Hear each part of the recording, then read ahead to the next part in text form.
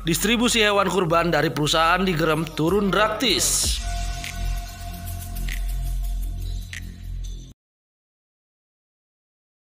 Perayaan Idul Adha yang diwarnai dengan penyembelihan hewan kurban, pada tahun 2021 ini, Kelurahan Gerem Kecamatan Grogol yang merupakan wilayah industri di Kota Cilegon, pendistribusian hewan kurban dari industri untuk masyarakat melalui kelurahan jumlahnya turun drastis. Hal ini dikatakan Kepala Kelurahan Gerem, Denny Yuliandi. Menurut Denny, berkurangnya jumlah hewan kurban dikarenakan perusahaan mempertimbangkan pemberlakuan PPKM Darurat Mikro, yang dikhawatirkan terjadinya kerumunan. Baik, terima kasih atas waktunya. Dapat saya sampaikan bahwa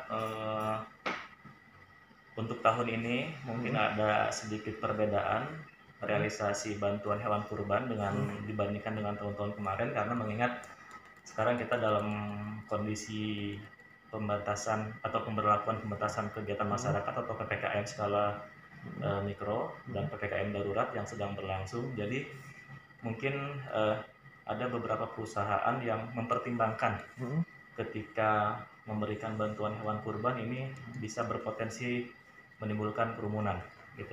Jadi perolehan hewan kurban sekarang ini tidak sebanyak tahun-tahun kemarin. Denny mengaku saat ini, Senin tanggal 19 Juli tahun 2021, pihak kelurahan baru menerima 5 hewan kurban. Tahun-tahun kemarin kita biasa mensuplai kepada RT RW itu minimal 1 RT 1 ekor, 1 RW 1 ekor, dan itu masih ada lebihnya.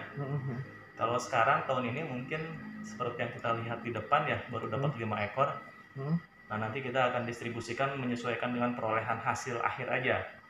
Kalau misalkan cukup untuk dibagi ke 39 RT, kita bagikan ke RT, kalau dapatnya misalkan cukup dibagi ke RW, ya otomatis kita hanya bisa membagi ke RW saja. Denny menghimbau, dalam pelaksanaan penyembelihan dan pendistribusian hewan kurban, cukup dilakukan oleh panitia saja, sementara masyarakat yang akan menerima hewan kurban menunggu di rumah.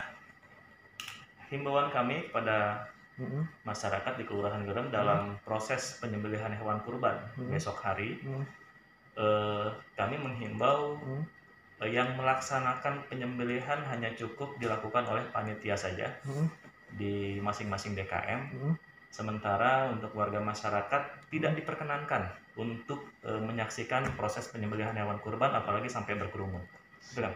Sementara itu, pegawai pelaksana Kesos, M. Yusuf mengaku, dari data yang sudah diterima, hanya beberapa perusahaan saja yang akan melakukan distribusi melalui kelurahan, yang jumlahnya hanya dapat dibagi kepada 1 RW 1 hewan kurban.